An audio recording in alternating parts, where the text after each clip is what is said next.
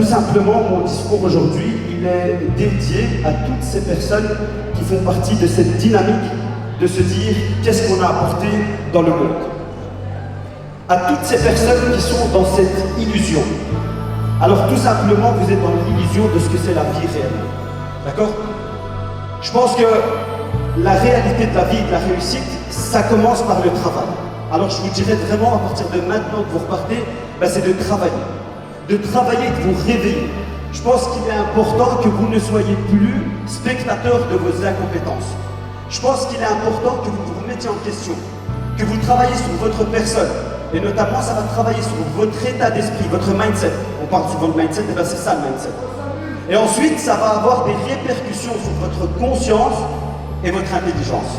Je ne connais pas de personne qui a travaillé sur sa conscience, son état d'esprit, sa personne, qui n'est pas arrivé à quelque chose qui s'appelle la réussite et un changement dans sa vie.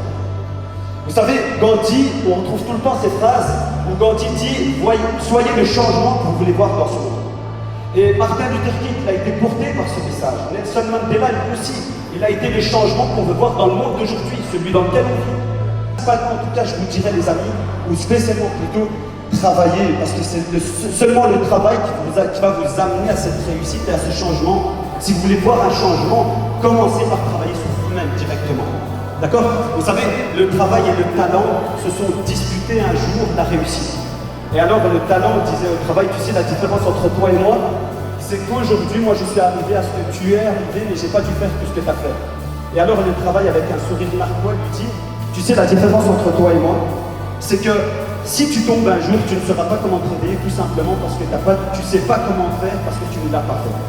Donc je pense qu'à un moment donné, les amis, tout ça c'est pour vous dire que le travail a fait que certaines personnes sont arrivées au podium aujourd'hui. Le travail a fait qu'aujourd'hui on a organisé ce qu'on a organisé. Alors je pense qu'à vous de maintenant vous poser les bonnes questions et de repartir aujourd'hui en vous disant qu'est-ce que je vais faire de ma vie par après. Est-ce que je travaille ou je reste spectateur de mon incompétence? Parce que le prochain meeting, à chaque fois c'est quelque chose de beaucoup plus extraordinaire, beaucoup plus fou.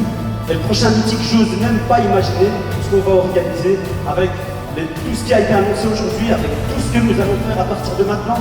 On parle de 15 000 services par mois, mais je pense qu'on l'a doublé par rapport à l'année passée, et je pense qu'on pourra le doubler, voire tripler avec tout ce qui a été mis en place aujourd'hui pour le travail qu'on va faire. Et alors surtout, les amis, ne manquez surtout pas d'avoir une ambition large, une ambition sociétale. C'est ce qu'on appelle la procédure, en tout cas, c'est les 4 pierres angulatoires d'une société, d'une structure solide. C'est une personne qui a une vision responsabilité à long terme pour toute son équipe. Et si vous n'êtes pas comme ça, vous serez mort dans votre propre film.